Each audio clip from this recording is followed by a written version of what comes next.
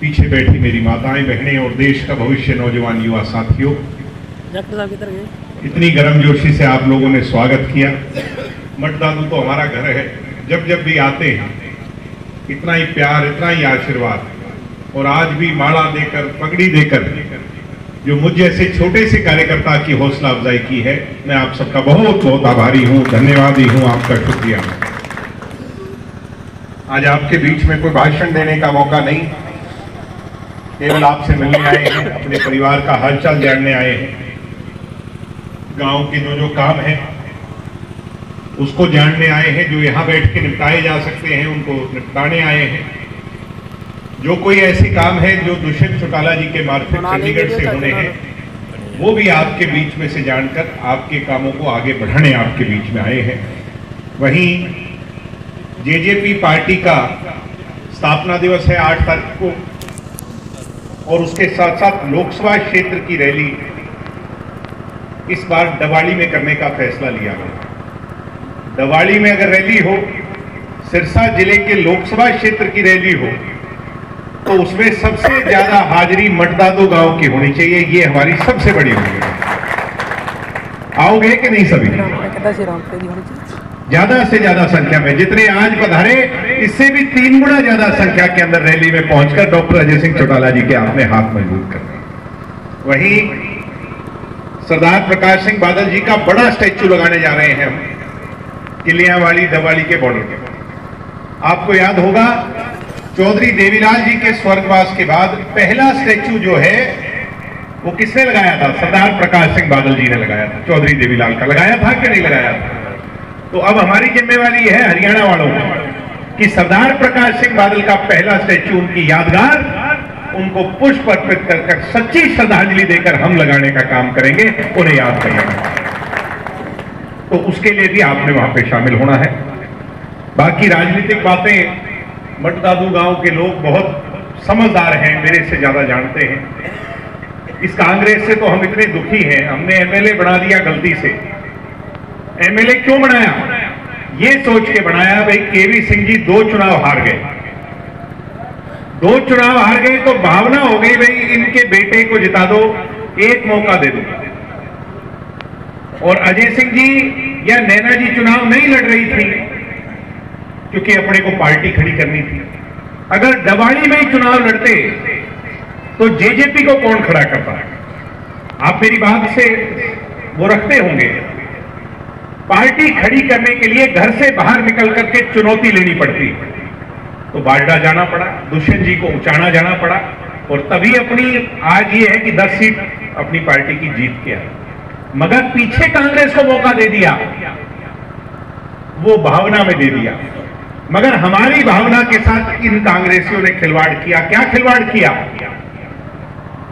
हमारे एमएलए साहब ने तो कभी चेहरा ही नहीं दिखाया, कभी हमारे बीच में नहीं आए।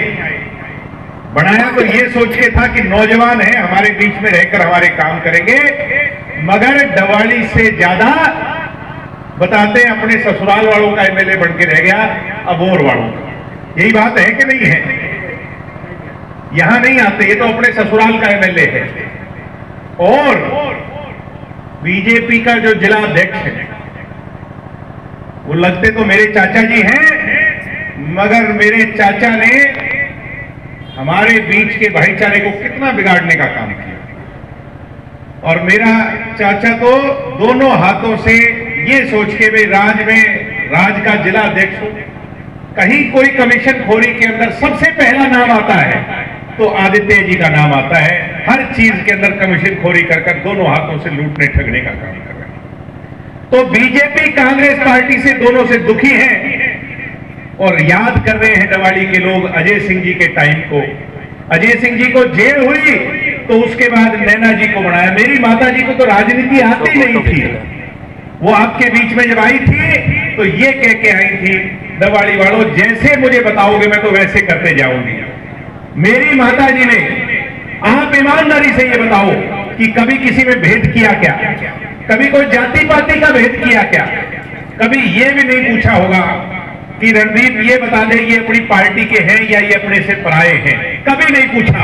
जो काम के लिए आ गया सबको गले लगाकर अपना मान करके बुजुर्गों के पैरों में हाथ लगा करके सबके काम किए थे कि नहीं किए थे? तो अब इनसे फिर पीछा छुड़वा लो। दिवाली के अंदर अपना जेजेपी का राज हमने लेके आना है, मगर राज कब आएगा? जब सिरों की गिनती अपने साथ ज्यादा होगी, और सिरों की गिनती दिखाने का मौका 8 तारीख को अपने पास आया है। अपनी रैली को कामयाब करना है, करोगे कि नहीं करोगे? ज्यादा से ज्यादा पहुंच करके उस रैली को कामयाब करें।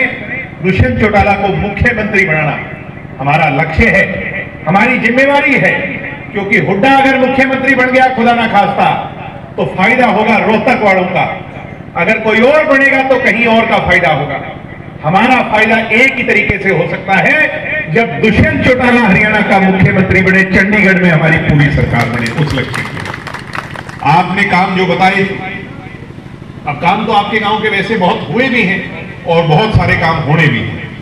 गंगा से लेकर रामपुरा तक जो सड़क बन गई आपके यहाँ, झूठी खेड़ा से मलकपुरा तक सड़क बनी, रामपुरा से मलिकपुरा तक सड़क बनी, मिठड़ी से मलिकपुरा मटदादू जो है इसका जल्द काम शुरू हो जाएगा।